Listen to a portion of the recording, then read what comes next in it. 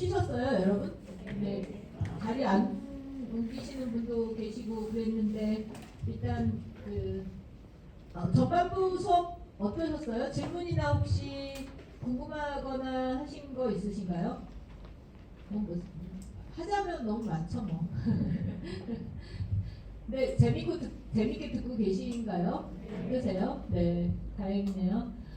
그러면 지금부터 좀 더 깊이 있게 미술 작품을 좀 분석하는 내용을 좀 들여다보는. 근데 이런 게 있어요. 여러분, 미술 작품이 의외로 자세히 들여다보잖아요. 그러면 굉장히 많은 걸 읽어낼 수 있는 그런 의미의 보고기도 해요. 그런 작품이 또 좋은 작품이고요.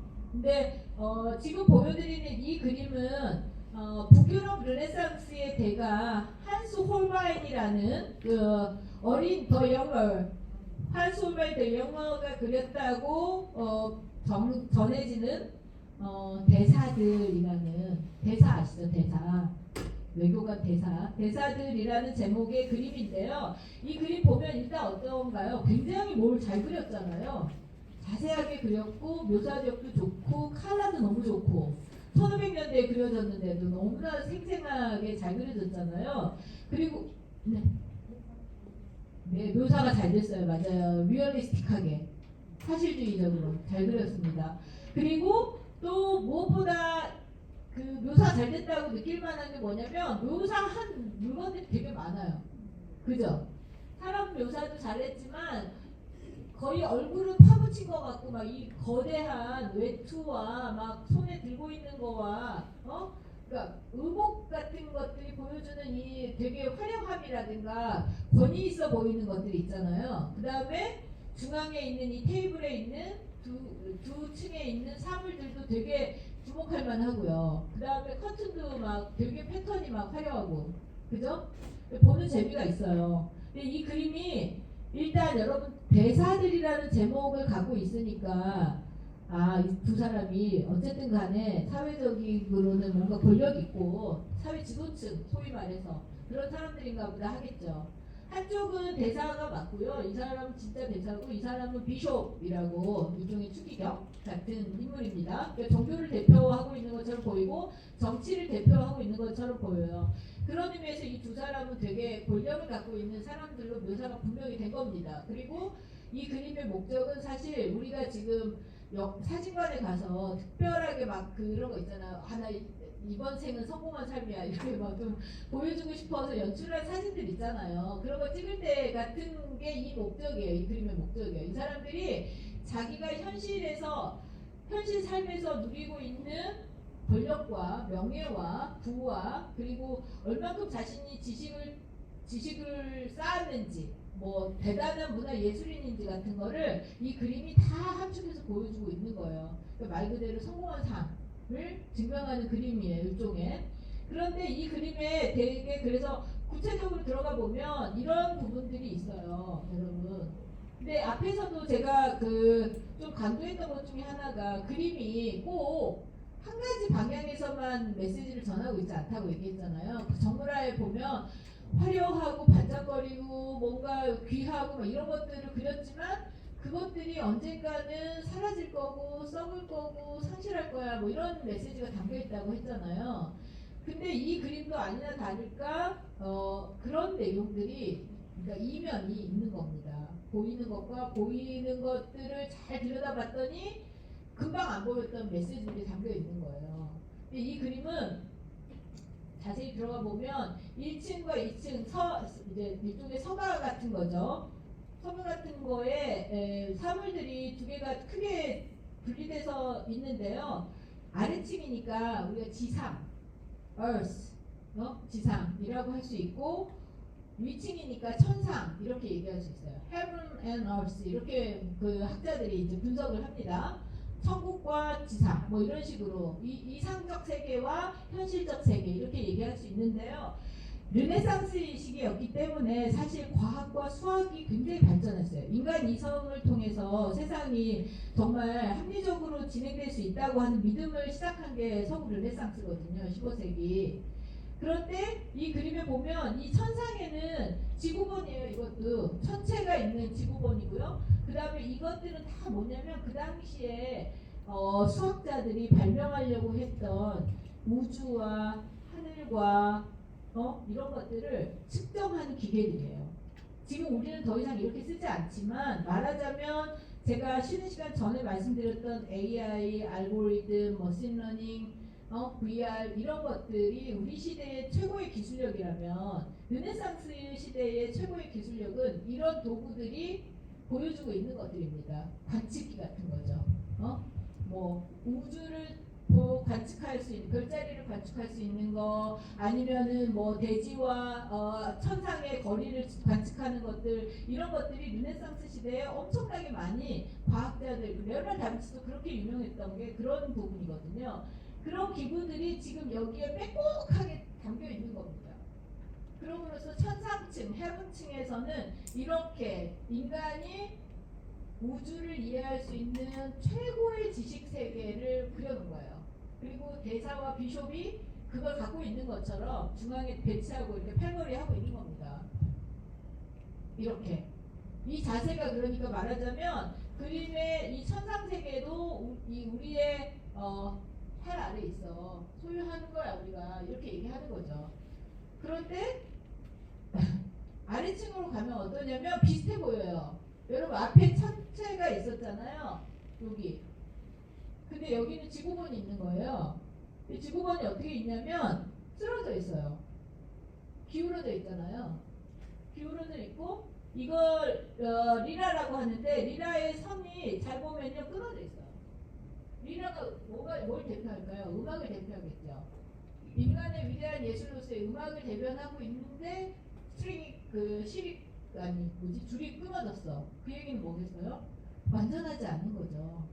지구본이 눕혀 있는 것도 마찬가지고. 그 다음에 파이프 오르간의 그 악기 부분인데 앞에 불 수 있는 이 부분이 빠졌어요. 이건 불완전한 악기를 보여주는 거죠. 책들인데 책들이 펼쳐져 있고 그 안에 이 잔은 끊어져 있어. 이제 이런 것들이 보여주는 게 뭘까요? 그러면 지상세계에서 불완전하고 모자라고 언제나 아쉽고 그리고 항상 뭔가 일이 일어나서 일이 그르치고 줄이 끊어졌으니까 연주를 할 수가 없고 이런 거예요. 그게 바로 현실이다. 실제 세상이다. 삶이다. 이걸 보여주는 거죠. 천상계에서는 모든 게 완전하고 이상적으로 수학적으로 다 계측하면 될 것 같고 하는 세계지만 현실 세계 속에서는 언제나 모든 일들이 어그러지고 잘못되고 아쉽고 안타깝고 그렇게 되는 거죠. 분리되고. 이거를 화가가 묘사한 겁니다. 그래서 어떻게 보면 당신들 대사들이 되게 화려한 의복과 엄청난 권력을 갖고 멋진 외모를 갖고 여기에 이렇게 당당하게 서 있지만 여기서 우리가 보게 되는 세계는 한편으로는 굉장히 부족하고 아쉬운 현실 세계와 우리가 추구하는 이상 세계들이 있다라고 얘기를 하는 거죠. 자, 그 다음에 여러분들이 이 그림에서 지금 제가 얘기 안 한 것들이 근데 눈에 계속 거슬리는 게 있지 않으세요? 요 앞에 있는 이게 뭔지 모르겠지만 굉장히 거슬리잖아요. 이상하게 있잖아요. 다른 거는 다 사실적인 공간감이 좀 느껴지는데 이거는 이상하게 어디에 있는 건지 잘 모르겠는 거죠. 근데 이게 한스 홀바임 더 영어가 진짜로 하고 싶은 메시지인 거예요. 뭐냐면 요 앞에 있는 게 뭐냐면요. 처음에 미술사학자들이 이거가 뭔지를 잘 몰랐어요. 엄청나게 연구를 해가지고 이게 뭔지를 밝혀낸 건데요. 처음에는 무슨 칼인가 막 이러고 막 거대한 그 갈치 같은 게 날아가는 건가 막 이러고 진짜 농담이 아니고 그랬는데 르네상스 시기에 여러분 또 되게 발전한 게 광학이거든요. 광학. 그러니까 렌즈학이라고 해요. 그 렌즈가 잘 발달해서 우리가 이렇게 디지털 영상 세계를 맞이할 수 있었거든요. 사실은. 그래서 그때 당시 볼록 렌즈, 오목 렌즈 같은 게 굉장히 유행했던 거예요. 시각 장치로서는. 그러니까 확대해서 보고 또 깊이 보고 하는 장치로서 유리를 깎는 게 그래서 그 당시에 유리 세공사가 그렇게 뭐라 그러지? 요즘으로 치면 IT 산업의 역군 같은 거였다고 합니다. 아니 스피노자 같은 철학자도 직업은 그 유리세공이었어요. 렌즈를 깎는. 그만큼 중요했던 건데 그렇게 해서 이 그림이 르네상스 시대에 그려졌으니까 이 우리가 알 수 없는 이 형상이 혹시나 볼록렌즈나 오목렌즈를 비춰서 보이는 형상을 그린 게 아닐까, 홀바인이 그런 트릭을 쓴 거 아닐까라고 해서 연구를 했더니 아닌 게 아니라 이 형상을 볼록렌즈랑 오목렌즈 비춰보니까 왜곡된 형상이 펴지는 거예요. 왜곡됐다가 펴졌는데 그 보니까 뭐였을까요? 실제로 확장을 시킨 거예요. 해골이였던 거죠. 해골, 그러니까 마치 우리가 지금 우리는 디지털 기술로 이거 쉽게 변조할 수 있잖아요. 여러분 스마트폰으로도 할 수 있어요. 한쪽을 자꾸 찌 늘리면 이게 찌 이렇게 가잖아요. 그렇게 그린 겁니다. 그러니까 홀바인이 그렇게 렌즈에 비친 거를 보고 그린 거예요. 그래서 허공에 뭔가 귀신같이 영적인 거에 확 떠있는 것 같이 그린 건데, 그러면 왜 그렸을까요? 이 그림을 주문한 대사들이 알고 나면 열받게 열받을 거 아니에요. 진짜로 권세와 명예와 부가 내 안에라고 말하고 싶어 하는 그걸 자랑하는 그림이었는데, 앞에 주목하지 않을, 이런 읽어낼 수 없는 일종의 다이아그램 같은 걸로 비밀스러운 기호로서 이게 딱 등장했으니까 알고 나면 되게 화냈을 것 같지 않은가요? 하필이면 해골이니까. 영화로운 무엇이 아니라 해골이 상징하는 게 뭡니까? 죽음이잖아요.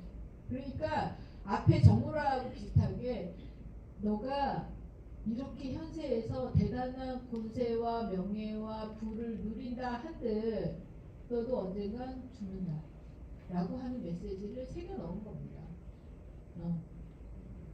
이 얘기를 제가 NFT 710억짜리 비풀의 NFT 뒤에다 붙인 이유가 뭘까요? 여러분들이 상상하시는 그 내용 맞습니다. 자, 그 다음에 첫 챕터에서 제가 좀 마지막으로 말씀드리고 싶은, 그러니까 제가 보면 1장에서 얘기하고 끝에 그 헤더에 정보라 가지고 내용을 요약하고 예술작품 하나로, 여기도 2장 끝낼 건데 2장 끝에다 이 그림을 집어넣은 것도 2장의 주요한 메시지를 이 그림 하나에다 압축할 수 있을 것 같아서 집어넣었어요.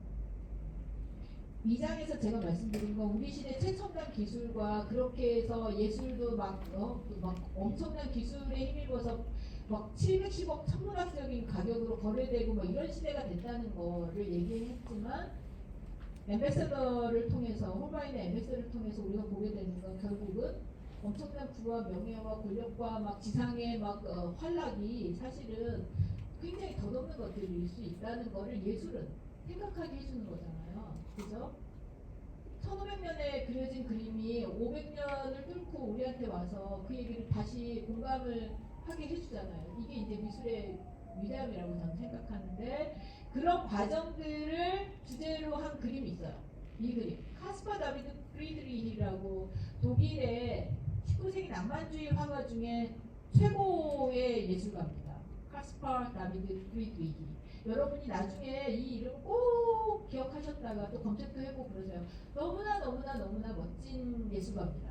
카스파 다비드 프리드리히가 주로 그렸던 그림들이 뭐냐면, 인간이 거대한 자연 앞에서 얼마나 나약하거나 그 고민에 빠지는 존재인가를, 그래서 거대한 자연, 근데 거대한 자연이 꼭 여러분 무슨 정말 그 숲과 바다와 강과 이런 자연만이 아니라 얼마 전에 있었던 거대한 강풍, 뭐 아니면 태풍, 이런 것들도 사실 근본적으로 뭘까요? 자연이에요. 그리고 자연을 우리가 인간이 아무리 과학과 산업과 기술을 발전시켜도 압도적으로 통제할 수가 없잖아요. 그래서 날이 뜨거워지면 어떻게 할 수가 없고, 태풍이 불어도 어떻게 할 수가 없고, 그래서 많은 인명사고가 나도 슬퍼하는 거 말고는 할 수가 없고 막 이렇게 되잖아요. 포항의 주차장 사고 같은 건 너무나 슬프잖아요, 진짜. 근데 그런 것들에 대해서 거대한 자연, 인간이 어떻게 할 수 없는 그 운명, 우리가 운명이라고밖에 말할 수 없는 죽는 거가 그렇잖아요. 내가 가장 사랑하는 사람이 떠나가는데 아무것도 할 수가 없는 이런 그 완벽하게 무능력한 상태를 경험하게 되는 거. 그런 것들이 말하자면 인간이 자연 앞에서 겪게 되는 가장 깊은 통찰인 거예요.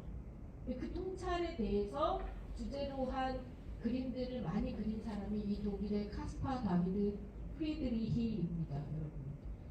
정말 독일인들이 사랑하는 화가기도 하고요. 저도 너무 좋아하는데 이 그림이 그런 부분을 너무 잘 담고 있어요. 제가 정말 좋아하는 그림입니다, 여러분. 근데 이 그림 대단해 보이지만 그림은 실제로 박물관을 가잖아요. 요만해요. 크지 않아요. 근데 요만한 작품이 엄청나게 인간의 삶에 대해서 생각하게 하는 힘을 발휘해요. 이 그림이 보면 여러분 시소라고 돼 있는데 해변가라는 제목이잖아요. 근데 좀 더 프로 제목은 해변가의 수도승이라는 제목입니다. 여기 점처럼 성냥개비처럼 있는 이 뭔가가 바로 수도승이에요. 그리고 이 수도승이 앞에 마주하고 있는 게 거대한 우주이자 자연인 거죠. 이 화가가 압도적으로 커다랗게 하늘을 그리고 수평선을 그리고 검은 바다를 그리고 앞에 조그맣게 10분의 1 정도로 해안가를 그린 다음에 수직으로 수도승을 세워요. 그리고 이 수도승은 그림을 자세히 보면 뒷모습이에요. 우리 감상자한테 등을 돌리고 있어요. 이렇게 있는 거예요. 이렇게 서서 거대한 자연을 목도하고 있는 겁니다, 이 그림이. 그러면 이 수도승이 사실은 우린 거예요. 내가 이 그림 속에 감정이입해서 여기 서 있는 겁니다. 그리고 이 수도승이 된 나는 뭘 보고 있는 거죠? 거대한 자연.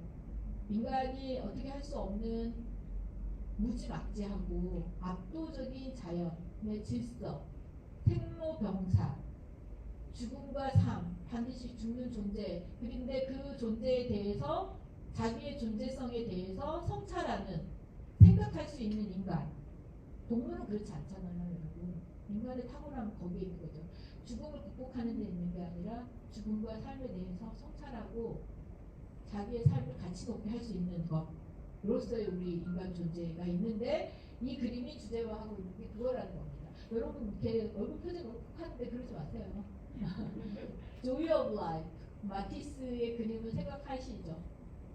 자, 이제 3장으로 넘어갈 건데요. 3장에서는 제가 좀 빠르게 이 앞에서 다른 내용들과 관련해서 현대미술 작품들로 이제 좀 넘어오려고 합니다. 여러분 보면 제가 제 강의지만 좀 자찬하자면 이렇게 미술의 스펙트럼과 종류와 표현법이 다양하구나 라고 느낄 수 있어요. 보세요. 지금 보려고 하는 3장은 현대미술인데 이미지, 인간, 미술, 필멸과 불멸이, 그러니까 사실 이거는 앞에서 제가 계속 얘기한 것들이죠. 빌드업, 요즘 유행인데 빌드업을 쭉쭉 해온 것들이죠. 여기서 다시 설명할 얘기가 아닙니다. 우리가 이제 볼 거는 현대미술이라는 건데 여러분이 이런 부분들도 이제 용어를 좀 아시면 좋을 것 같아요. 현대미술이란 말 너무 많이 쓰잖아요, 요즘에. 근데 헷갈려요. 현대미술 그러면 현대미술이 뭐지? 라고 생각할 수도 있고 또 다른 한편으로는 모던 미술을 현대미술이라고 하는 사람들도 있고 또 컨템퍼러리 아트라는 어려운 영어를 음차해갖고 막 말하는 사람도 있거든요. 근데 엄밀히 따지면 현대미술 그럴 때는 어떤 의미를 갖고 있냐면 동시대. 동시대니까 뭘까요? 나의 시대, 나하고 같은 시대를 현대미술이라고 합니다. 이제. 그러니까 21세기 그리고 여러분 20세기에서 좀 사셨잖아요. 연배가 좀 있잖아요. 저도 20세기부터 살아왔거든요. 우리 세기를 뚫고 살고 있는데요. 대단한데요. 스스로 대단하다고 해주세요. 근데 보세요. 동시대라고 했으니까 적어도 20세기, 21세기의 미술을 우리가 현대미술이라고 합니다. 근데 20세기 중반까지는 18세기, 19세기, 20세기 중반까지는 근대미술이라고 해요. 이제는. 현대하고 근대를 구분합니다. 근대는 한자로 근대는 뭐죠? 가까운 근자 쓰잖아요. 그러니까 우리 시하고 좀 가까운 시대, 가까운 과거. 그래서 20세기 중반까지. 그리고 현대미술 그러면 20세기 중반부터 지금 진행형 동시대 미술 이렇게 이해하면 비교적 정확할 겁니다. 영어 단어에서 그 뜻이 있어요. 여러분 제가 영어 단어로 컨템포러리 아트 미술가의 현대미술이라는 단어의 뜻인데 내용을 뜯어보면 템포가 있잖아요. 영어 단어 템포는 어려운 단어는 아니잖아요. 속도, 박자 이런 게 템포잖아요. 근데 영어에 접두사 CON이 붙잖아요. 그러면 접두사 CO가 붙으면 같이, 함께, 맞아요. 그러니까 템포가 같다? 그게 현대미술이에요.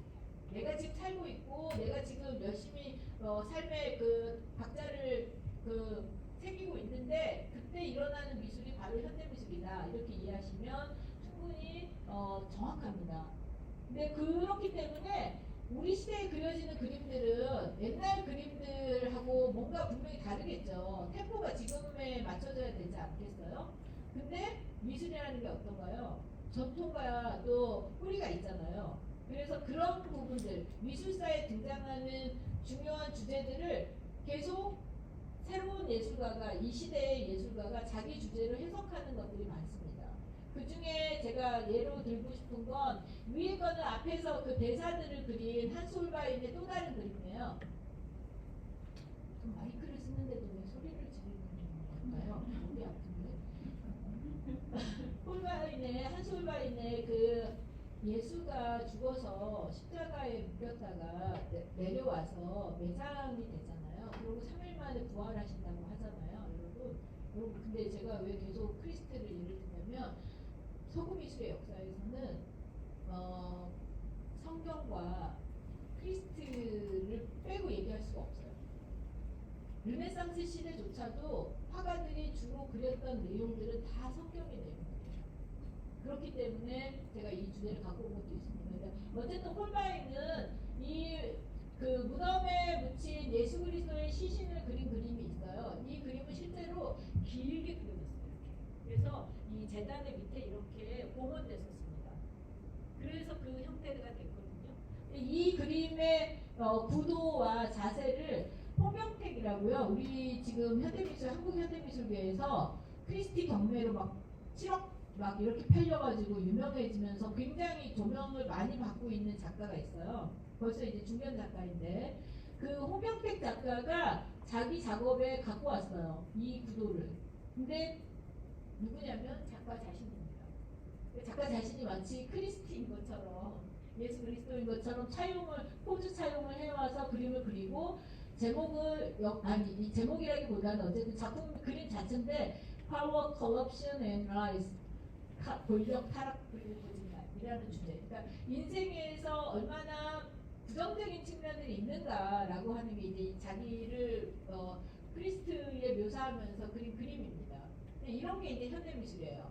미술사에 굉장히 중요한 어떤 명작의 구도라든가 모티프들을 가지고 오지만 자기식의 현대적인 메시지를 넣거나 표현법을 달리하는 식의 것들도 현대미술입니다. 자, 이거는 게랄 리터라는 지금 전 세계 미술계에서 살아있는 미술가로서 가장 유명하고 가장 성공했고 가장 작품 가격이 높은 사람이 바로 이 독일의 게랄 리터입니다.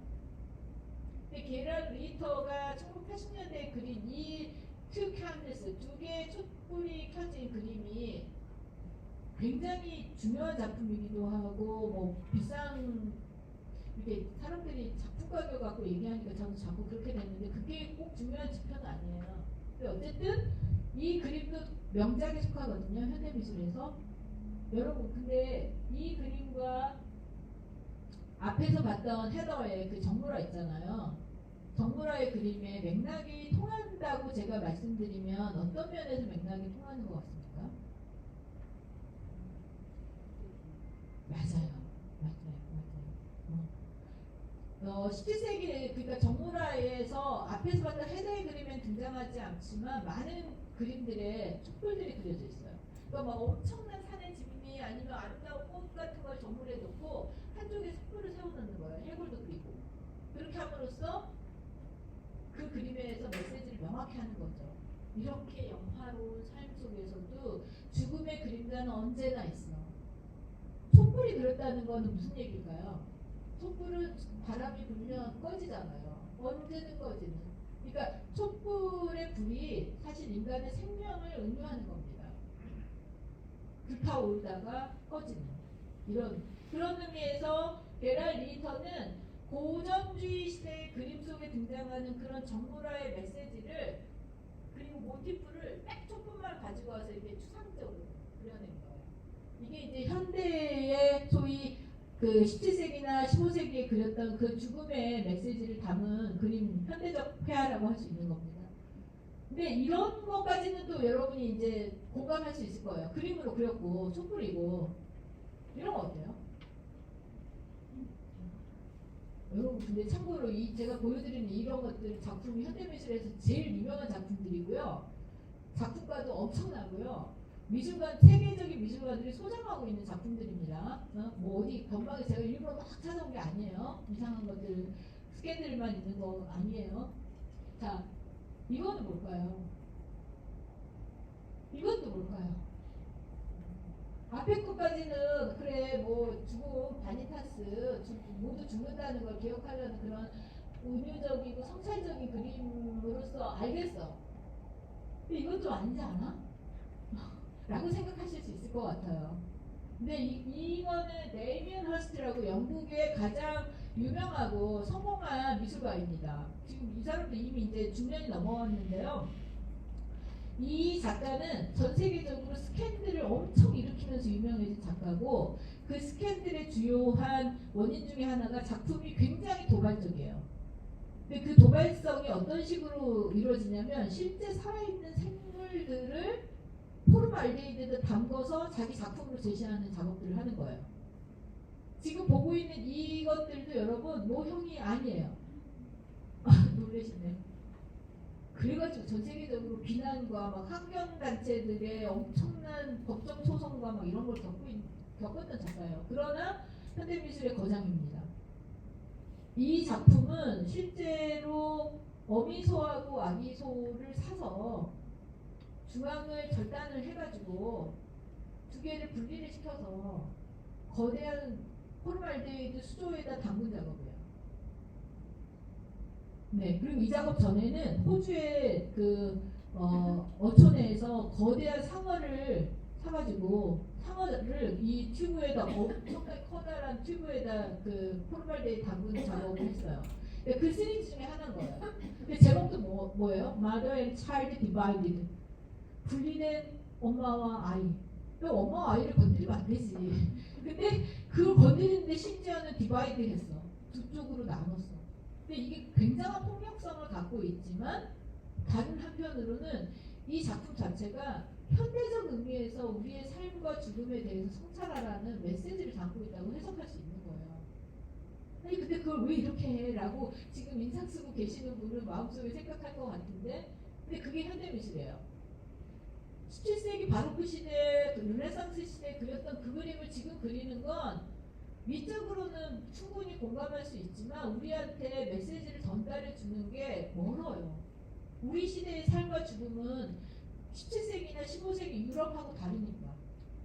우리 시대에는 훨씬 더 뭔가 폭력적이고 훨씬 더 삶이라고 하는 게 복잡하고 그리고 굉장히 선정적인 시대를 살고 있잖아요. 그러니까 미술가한테는 극약 처방 같은 게 필요했던 거죠. 그래서 이런 자극적인 작업들을 한 거고요. 이 작품 같은 경우가 이제 정말 그 2007년에 발표됐는데 난리가 났었어요. 이 작품. 제목이 뭘까요? For the love of God. 신의 사랑을 위하여. 제목 너무 멋진데요. 네, 여러분 이 해골은 일단 우리가 알죠 이제.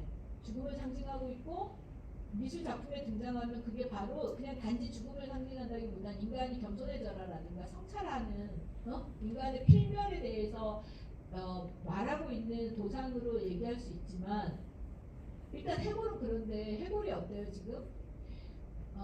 홀바인의 해골처럼 뭔가 굉장히 그로테스크하고 사실적이고 막 그런 게 아니잖아요. 그러니까 부정적이고 뭔가 돈을 줄 만한 이미지가 아니라 너무 럭셔리하고 팬시하고 반짝반짝 블링블링 하잖아요. 다이아몬드예요 실제. 실제 다이아몬드예요. 갑자기 눈빛이 달라지시네. 앞부분은 이 중앙에 박혀있는 거대한 다이아몬드인데 이 전체가 다 사실 다이아몬드고 안쪽에 붙어있는 실제 두개골에다 붙였어요. 그리고 실제 치아예요. 인간 치아예요. 그래서 더 욕먹었어요. 실제 해골에다가 다이아몬드를 박는 것도 이상한 행위 같아 보이지만 또 치아도 그렇고 또 왜 다이아몬드를 장식했어? 작품 가격은 1,000억이 넘어. 뭐야? 그래서 엄청난 원성을 들은 거죠. 들을 수밖에 없죠. 근데 그게 예술가한테는 되게 중요한 목표도 됐었어요. 그러니까 자기 작품이 논란을 불러일으키고 사람들로 하여금 죽음에 대해서, 그리고 우리 시대가 얼마나 이런 화려하고 황금성이 있는 것들을 추구하는 시대인지 죽음에 대해서조차를 떠올리게 하는 작업이었던 거죠. 말하자면. 그리고 이거는 폴바인이 건드리고 있는 그런 1,001개의 엄청난 도구들, 인간 지성을 대표하는 그런 도구들이라든가 아니면은 뭐 그 해외 작품에 등장하는 그런 반짝이는 사물들로는 우리 시대가 공감하지 않을 만한 걸 여기서 보여주는 거지, 다이아몬드가. 그런 의미에서 현대미술에 힘이 있다고 말할 수 있는 거죠. 그러니까 주제는 지금 계속 관통하고 있는데 인간이 얼마나 덧없는 존재이고 필멸하는 존재이고 죽음 앞에서 인간이 얼마나 속수무책인가를 보여주는 메시지지만 그것들이 근본적으로 담고 있는 메시지는 같아도 형식은 어때요? 계속 달라지잖아요. 시각적 형식도 달라지고 표현법도 달라지고 재료도 달라지고 나아가서 뭐가 달라지냐면 메시지를 전달하는 강도, 인텐서티가 달라지는 거죠.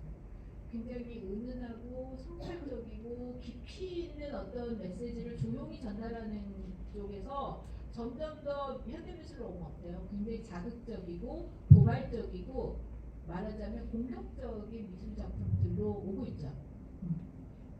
거의 이제 10분 남았는데 제 책을 선전하는 시간이 됐네요, 갑자기. 네, 제 책이고요. 여러분, 제 책은 지난 20년 정도의 한국 현대미술이 어떻게 바뀌었는지, 현대미술 자체에 대한 설명들을 담고 있어서 이걸 제가 여기다 책 선전하려고 그런 건 아니고 책을 선전해봤자 잘 사지 않으시는 것 같아요. 너무 어려워요, 이 책이. 고백한데 안 사시는 게 나을 거예요. 샀다가 욕할 거예요. 뭐 이렇게 어렵게 썼어. 근데 제가 이거를 집어넣은 이유는 이 책에 보면 이런 표들이 들어있는데 현대미술이 그렇게 간단한 영역이 아니라는 거를 이 표가 말하고 있어요. 엄청나게 다양한 정치, 경제, 사회, 종교, 철학, 미학, 그리고 우리의 현실 사회의 과학기술 이 모든 것들이 겹쳐지는 곳이 바로 현대미술 분야다라고 말씀드리고 싶어서 제가 이걸 넣었고요. 여러분 이제 시간이 다 됐으니까, 그리고 이제 마지막 한 5분이라도 여러분과 Q&A라도 하고 싶으니까 이제 이 정도에서 제가 마무리를 할 거예요. 그런데 여러분 여기에서 무엇이 작품일까요?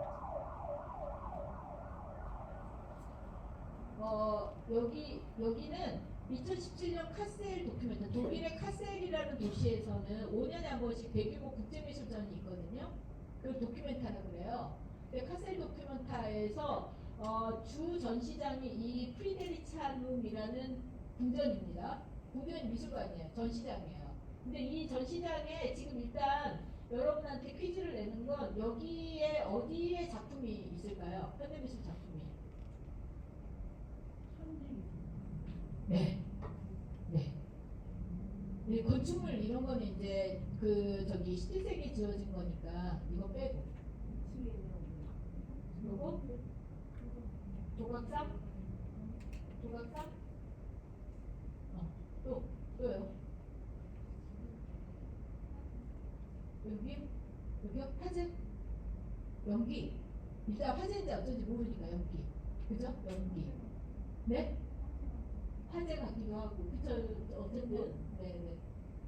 네, 역시. 맞습니다. 여기를 제가 얘기하고 싶었지만, 여기 작품이에요, 일단. 얘기할 건데, 이것도 작품이에요. 이 텍스트, being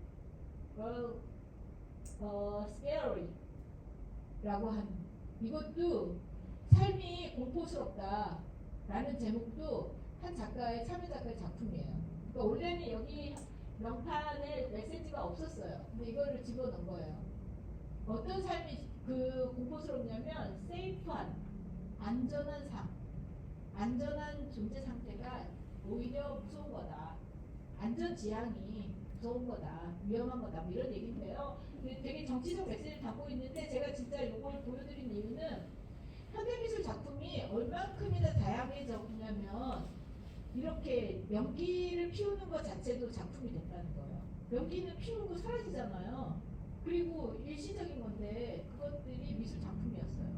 작가가 이 프리데리차로 끝에 이렇게 굴뚝이 있는 곳에다가 연기를 시간마다 피워달라고 했어요. 그게 작업이었어요. 근데 실제로 감상자들이 신고도 하고 그랬어요. 불났다고.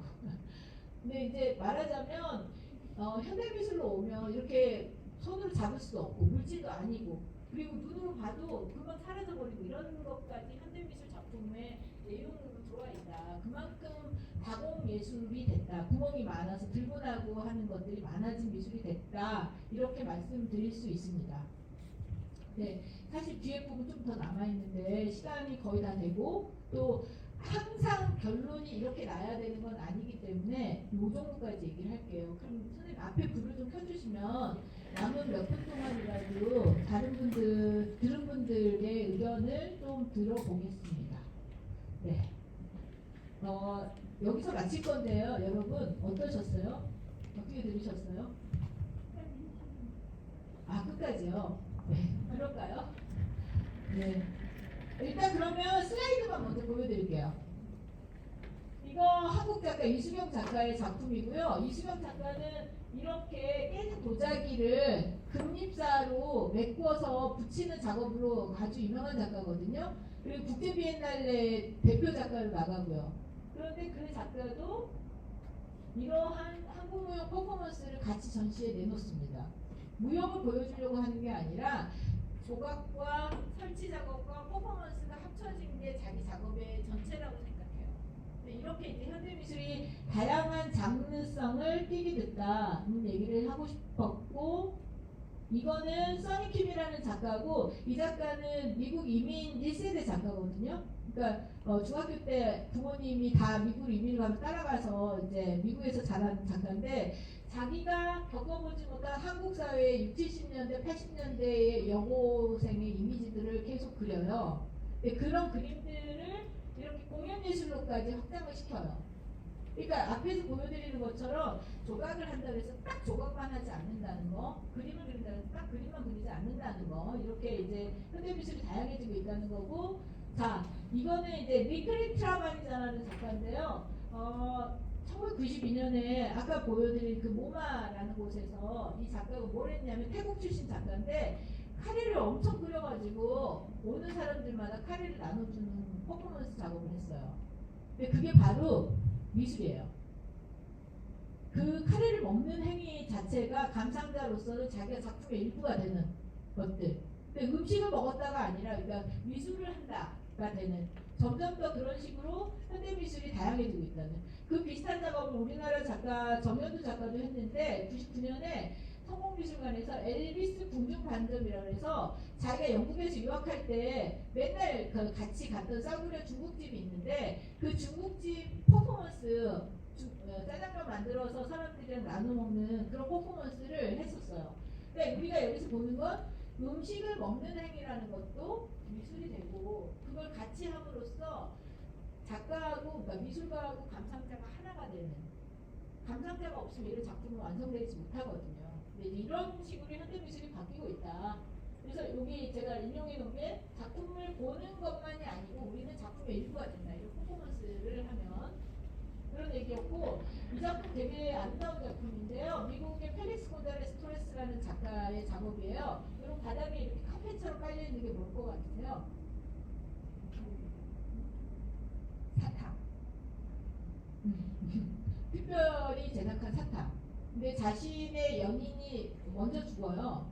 그래서 이 펠릭스 고달레스 토레스가 자신의 몸무게와 그 연인의 몸무게 합쳐 그 무게를 사탕으로 만들어요. 그리고 그거를 바닥에 이렇게 깔아서 전시를 하는 거예요. 그리고 이 전시에서 지금 여기 있는 이 푸른색 선이 흔들리는 것처럼 사진 찍어놨는데 이 커튼도 작품이에요. 그래서 감상자들은 이 작품을 감상하는 방법은 전시장에 가서 이걸 보고 나오는 게 아니라 사탕을 집어갈 수 있어요. 근데 사탕을 집어가는 행위 자체가 어떻게 되냐면 그 연인들, 러버들, 연인들의 몸의 일부를 가져오는 것처럼 되는 거죠. 근데 이런 식으로 이제 현대미술이 상당히 퍼포먼스와 관객 참여와, 근데 관객 참여라고 하면 너무 딱딱한 거고, 사실은 미술이 근본적으로는 외로운 나라는 존재가 누군가하고 계속 뭔가를 같이 하고 공유하고 공감하고 하고 싶어하는 거라는 걸 보여주는 작업이라고 할 수 있습니다. 여기서 이제 마지막인데요. 다 보셨어요. 다 강의한 거예요. 고맙습니다. 끝까지 할 수 있게 해주셔서. 이 메시지를 제가 좀 옮기고 싶어가지고 마지막 슬라이드에 넣었어요. 43번이 제 오늘 강의의 마지막 슬라이드인데, 펠릭스 고잘레스 토레스 앞에 그 사탕 작업한 작가가 생전에 한 인터뷰에서 이렇게 얘기해요. 나는 맥킨토시 의자에 허리를 딱 고추 세우고 앉아가지고 프레드릭 제임스의 책을 읽는 사람들을 위한 예술을 하고 싶은 게 아니야. 이 얘기가 뭐냐면, 맥킨토시 의자가 상징하는 건 뭐냐면, 지금 우리 디지털 디바이스, 애플북 뭐 이런 거 생각하면 돼요. 그러니까 엄청나게 막 그 프로페셔널하고 에디트라고 하는 사람들을 위해서, 그리고 막 엄청 잘난 척하는 그 미술 사학자거든요. 프레드릭 제임스님이.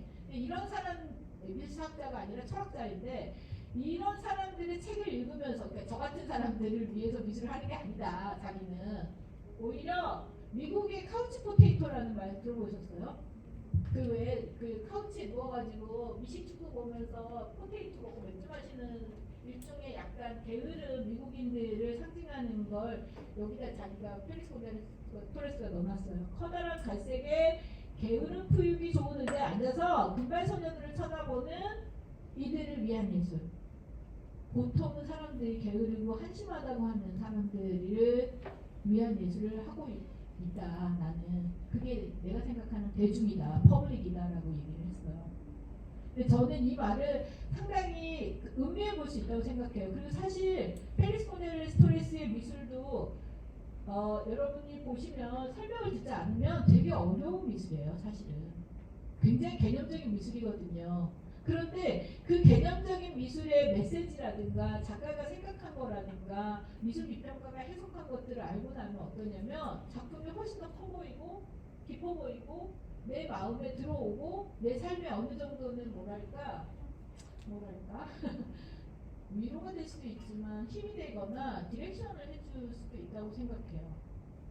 그런 측면에서 펠릭스 고잘레스 토레스가 말하고 싶었던 그 카우치 포테이토는 사실은 그렇게 뭔가 게으른 사람이라 그런 뜻이 아니라 우리 다 익명의 개인들로 봤을 때 대단한 거 없어 보이지만 각자가 미술에 대해서 자기 메시지를 잘 해석할 수 있는 사람들을 얘기한 것 같습니다. 네, 여기까지 하겠습니다. 네, 여러분 뭐 질문이나 뭔가 말씀 안 하시려고 저한테 끝까지 하라고 하시면 안 된다.